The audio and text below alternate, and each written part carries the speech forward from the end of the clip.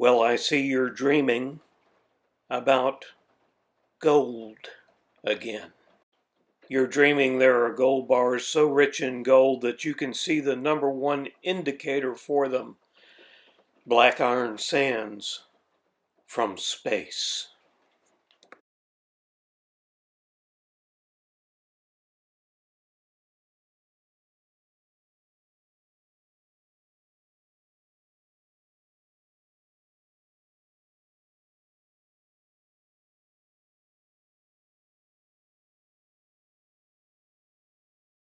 Alright, this is my old gold genie from, you were watching me using this 20 years ago. And this is an excellent way to get granular gold out of any kind of sands. You have to screen your material down. This is the way the Egyptians did it, and it's a surefire method. One of the best was this gold genie. Even mining companies used it. These go under, or did go under, a number of names: camel, desert fox, whatever, but I won't assemble it. But these work too, as long as you screen your material. Your material must be the same physical size for any of these wheels to work.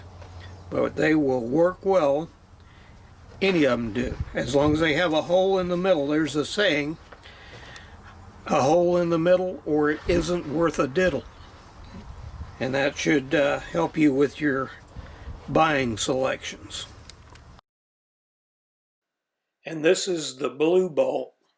You can separate extremely fine pieces of gold out this way.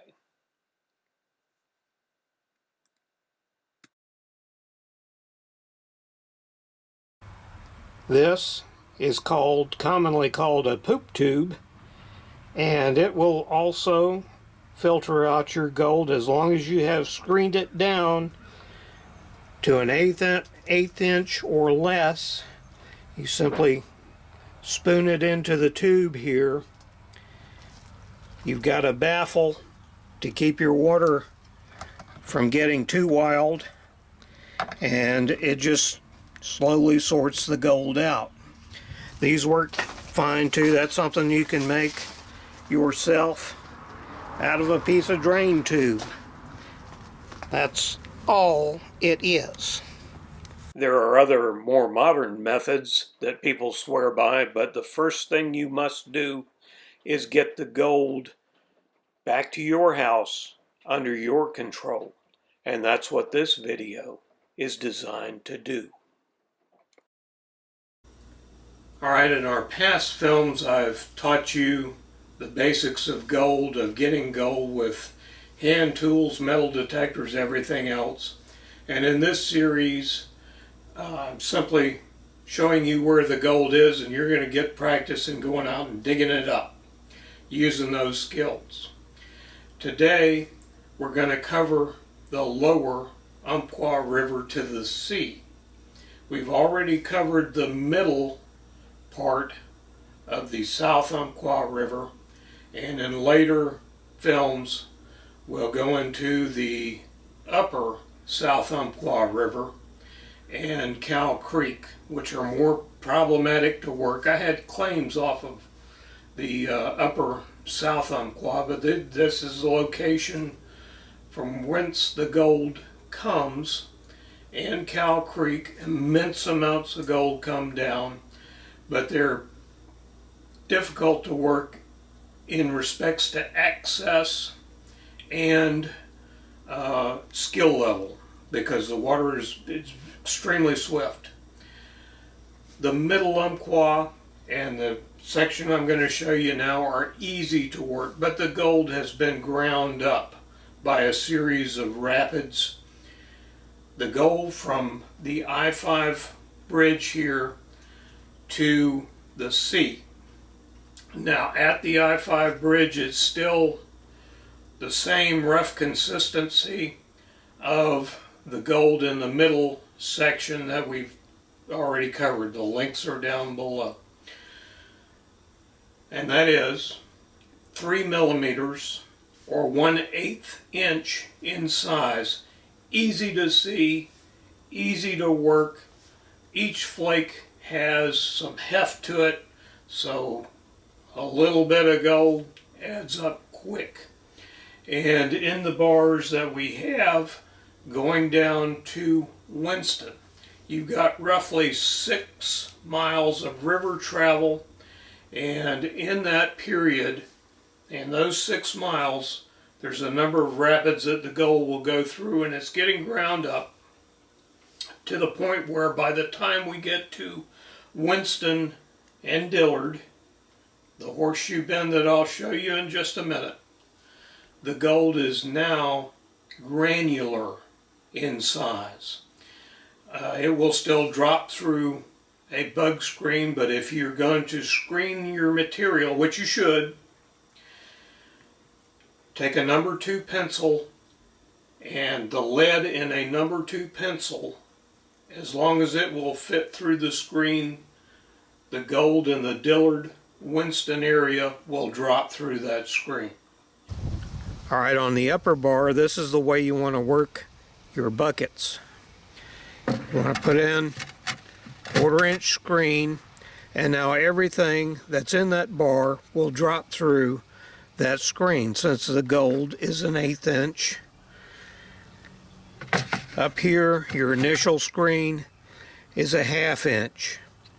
If you should be lucky enough to get anything bigger than a 1/4 inch, say you get a 1 ounce nugget, it will be readily visible in the screen. You just pick it out.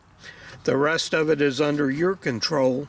You take it home, and you can pan it out, run it through a gold wheel, through a sluice box, any of the methods you want to use that you've seen in the past to get that gold. But the important thing is that gold is under your control.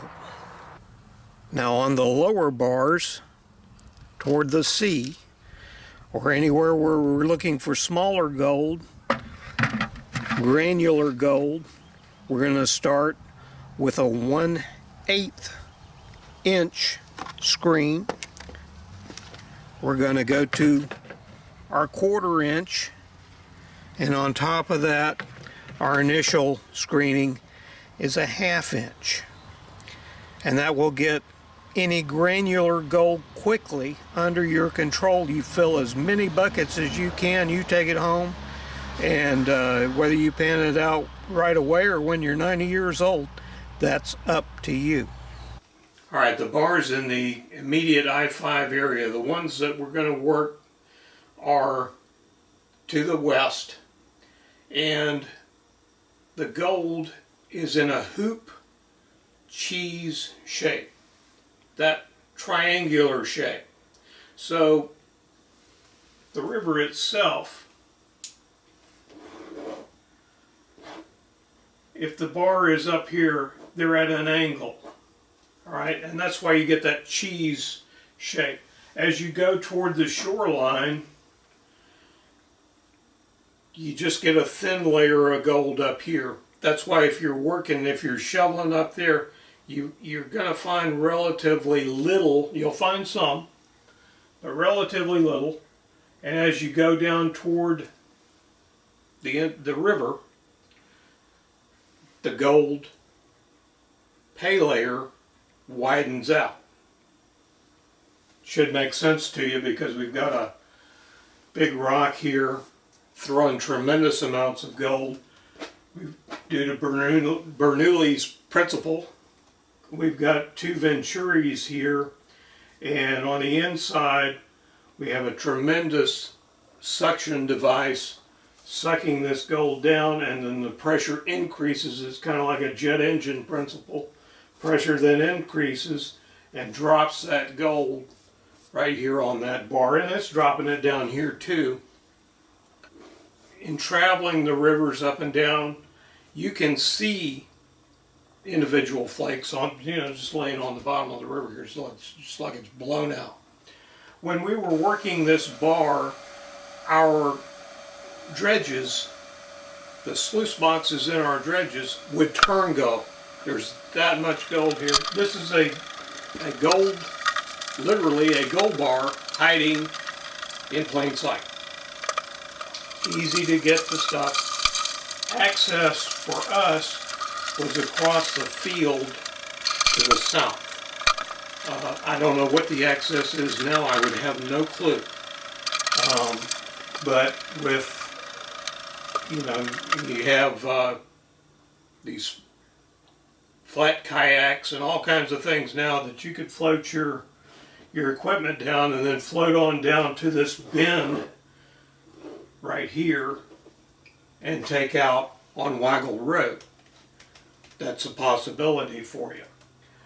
All right, I'm going to give you a number of screens so you can just absorb this information.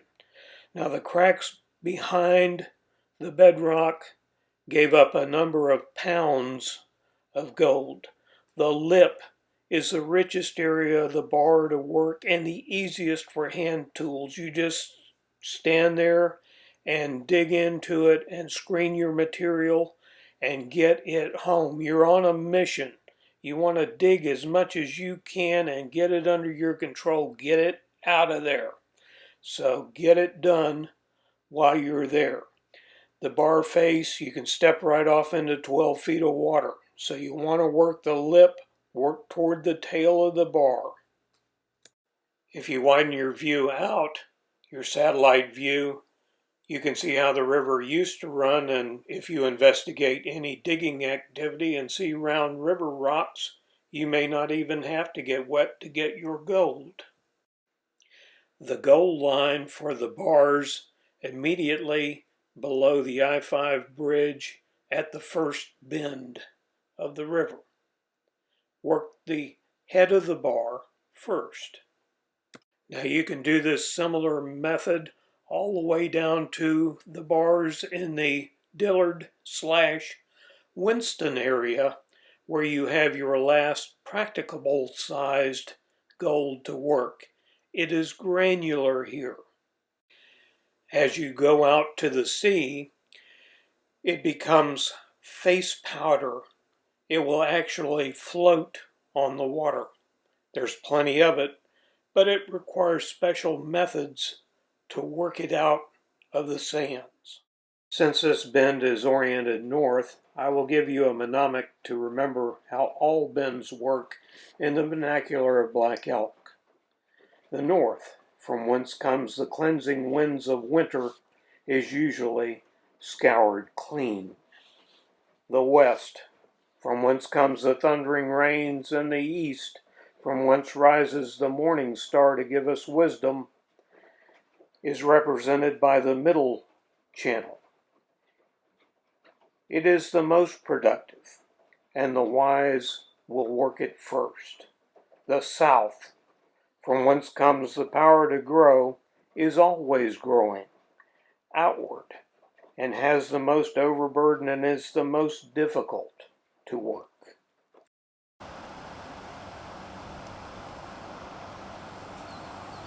You should know that during our time, the state of Oregon tried to confiscate the gold by declaring that dredging was not allowed and only hand tools could be used. This effectively put many miles of gold-bearing river out of reach. Our response was to put 100 dredges in the water, 3,000 people on the banks, with a date and time we were going to do this, and tell them to come arrest us. And they quickly backed down. I took on the district attorney in court representing myself and the miners in a case covered by CNN and won.